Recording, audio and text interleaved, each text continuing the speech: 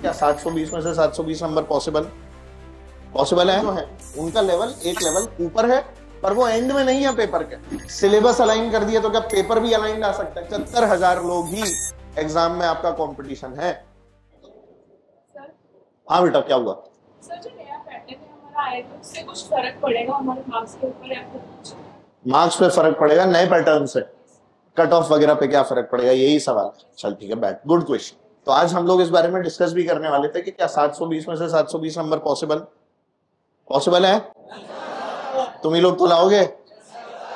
और ये नया पैटर्न जो है आखिर क्या है? तो पहले तो मैं ये बता दूं कि नया पैटर्न नहीं है, ये पुराना पैटर्न। ये कुछ भी नया नहीं है, बल्कि नया तो चल रहा था।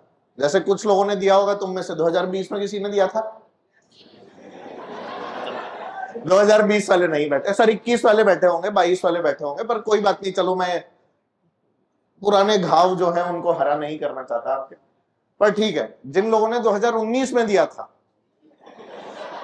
ये उनका पैटर्न है ना। अभी जो पैटर्न है जिसके अंदर क्या होने वाला है, 180 क्वेश्चंस आउट ऑफ 180 आपको अटेम्प्ट कर। मतलब अब क्या होगा, सुनो। हमारे पास में अब एक तो क्या है ना, दूसरे लोगों के ऊपर एज के आ गई कि हम लोग तैयारी कर रहे हैं। बहुत सारे लोग तो तैयारी नहीं करते, और बहुत सारे लोग हेलो गाइस कर रहे होते हैं। तो हेलो गाइस वाली तैयारी के अंदर आपको भी पता है क्या पेन होता है, डिसिप्लिन कम रहता है। जो लोग बहुत अल्ट्रा डिसिप्लिन रहते हैं वो लोग हेलो गाइस के अंदर भी तैयारी कर लेते हैं।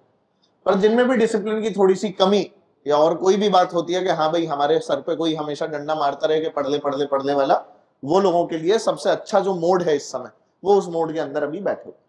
ठीक है। अब पॉइंट क्या है कि जब 180 में से 180 सवाल करने होते हैं और इंटरनल चॉइस खत्म हो जाती है, तो आपको पता होता है कि अब ये सवाल आता है या नहीं आता। अब अगर सवाल नहीं आता तो ऐसा नहीं कि चलो कोई दूसरा कर ले। बचे हुए में से 10 करने होते थे, याद है? 35 और 15 का ब्रेकअप होता था, उस 15 में से कितने करने होते थे? 10। वो जो अब आपको 10 सवाल करने होते थे, उसमें पता है कि 15 में से 5 नहीं भी आते तो कोई भी 10 कर देते। अब ये वाली चीज खत्म हो गई। अब कोई सेक्शन ही नहीं। कई लोगों को लगता था सेक्शन बी को टफ बना देता है। अब कहीं भी कुछ भी सवाल होगा, टफ वाला भी कहीं भी मिल सकता है, इजी वाला भी कहीं भी मिल सकता है। आता होगा तो हो जाएगा, नहीं आता होगा तो नहीं। नीट वाले क्या कर रहे थे, जो 15 सवाल थे ना, उसमें से 10 सवाल भी आसान बना रहे थे, और वो चाहते थे कि आप लोग उस चीज को चॉइस कर पाओ कि जो 10 सवाल आसान है वो कौन से। तो 15 में से 10 आसान वाले अपन ने कर दिए। अब क्या है, 10 के 10 करने, 15 नहीं। अब 15 10 है और वही कंपलसरी है। और वो 10 सवाल जो है उनका लेवल एक लेवल ऊपर है, पर वो एंड में नहीं है पेपर के, वो कहीं भी मिले हुए हैं। तो अब क्या होगा, हो सकता है पहला ही सवाल टफ हो। क्या हो सकता है? पहला सवाल टफ हो, दिमाग खराब हो जाए, पहला ही सॉल्व नहीं हो रहा। कई बार ऐसा हो जाता है, और फिर पूरा पेपर खराब हो गया।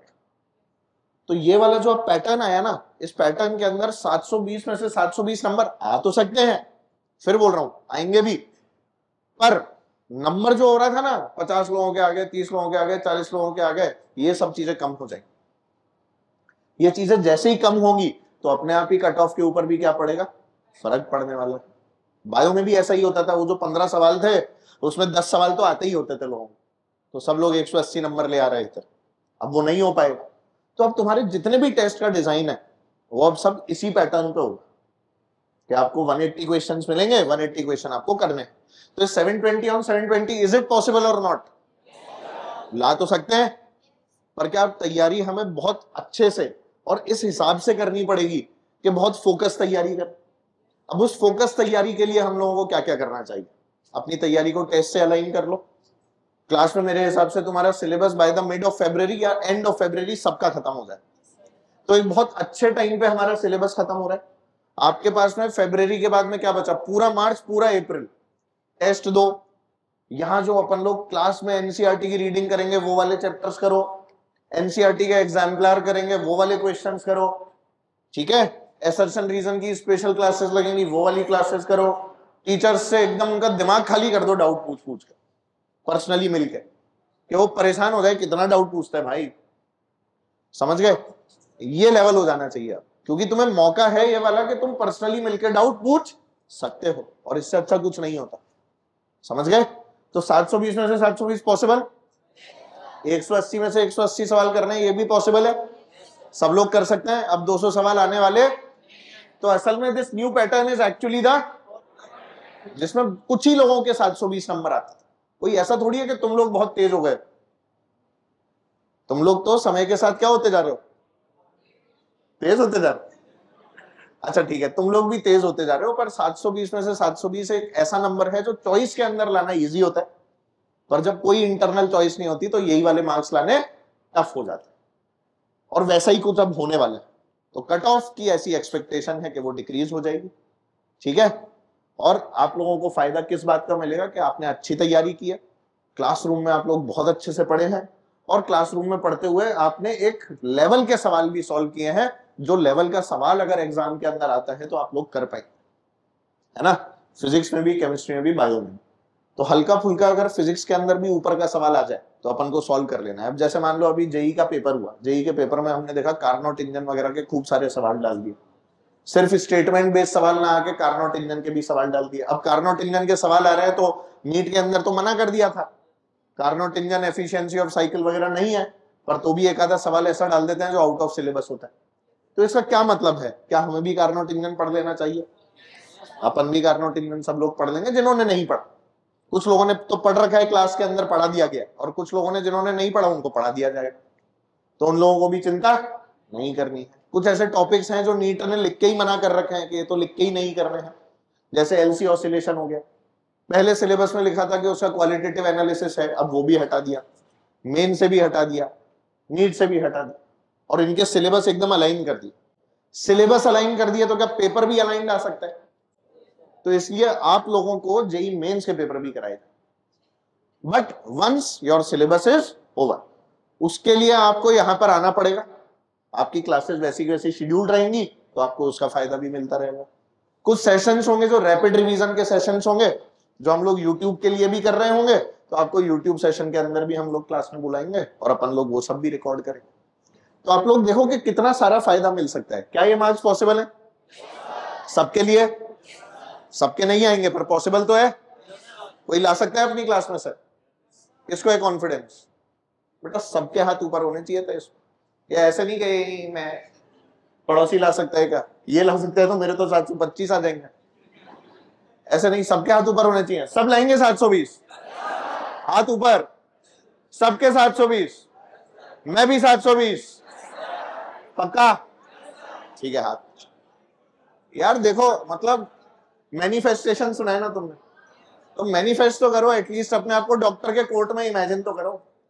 इमेजिन करोगे 720 नंबर, सोचोगे क्या पता 710 आ जाए।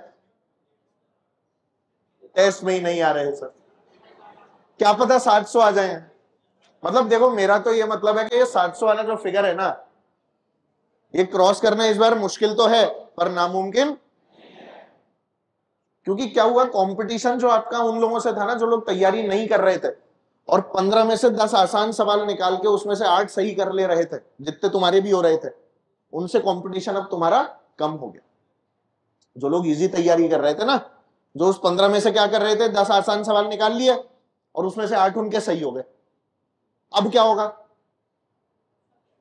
अब वो 15 में से 10 तो ढूंढने ही नहीं है, जो लिखे हैं वही करने। तो वो कंपटीशन अपने आप ही आप लोगों का कम हो गया। तो पहले अगर कंपटीशन आप लोगों का मान लो 2 लाख लोगों से था, तो अब वो कंपटीशन 75,000 से ही रहेगा। 25 लाख तो सोचो ही मत, वो तो फॉर्म भरने वाला है, उसमें कहीं तो मेरी उम्र के लोग भी फॉर्म भर देते कि चलो दे लेते, है ना। मैं नहीं भरूंगा पर मैं बता रहा हूं तुम्हें, ऐसे लोग भी मिलेंगे, है ना, मस्ती करने के लिए चलो नीट का एग्जाम दे लेते हैं, एज लिमिट तो है नहीं। तो आप लोग इन बातों को समझें कि अब आपका कंपटीशन कितने लोगों से है, 75,000। तो जो भी बोल रहे हैं ना एग्जाम ही इतने लोग भरते हैं, मेरा तो नहीं होगा, जो भी ये बात बोल रहे हैं, तो उसको मैं बता दूं कि टेक्निकली 75,000 लोग ही एग्जाम में आपका कंपटीशन है। अब उस 75,000 से आपको कैसे बचना है, और उसमें टॉप कितने में आना है? अरे नहीं, 50,000 में थोड़ी आने, 75 में से। गवर्नमेंट मेडिकल कॉलेज के लिए करीब करीब आप लोगों को, आप लोग ये समझो कि 10 से 12,000 रहे, है ना।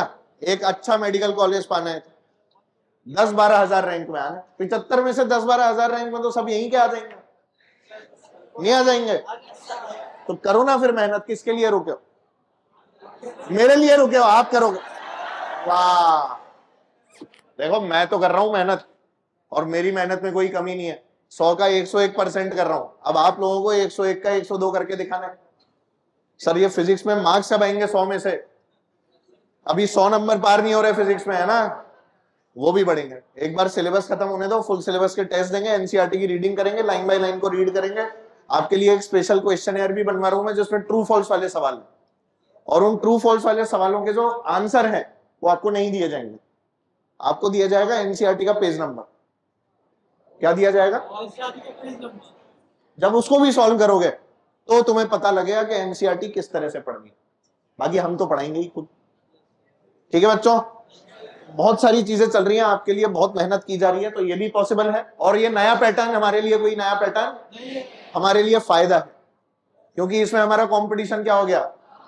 रिड्यूस हो। कंपटीशन जितना कम उतना ज्यादा फायदा, उतने ज्यादा सिलेक्शन के चांसेस। क्या सबको ये बात क्लियर है? तो मेरे हिसाब से तैयारी में सब लोग जुटे हुए हैं। इस संडे टेस्ट है, माइलस्टोन, और एआईटीएस अच्छा हुआ था, बढ़िया एकदम। नहीं भी हुआ तो कोई बात नहीं, आगे वाला अच्छा होगा, पर एक दिन सब अच्छा होगा और एक दिन सब ठीक हो जाए, तो डोंट वरी, है ना? चलो तो बाय बोलो सब लोग, बाय बाय।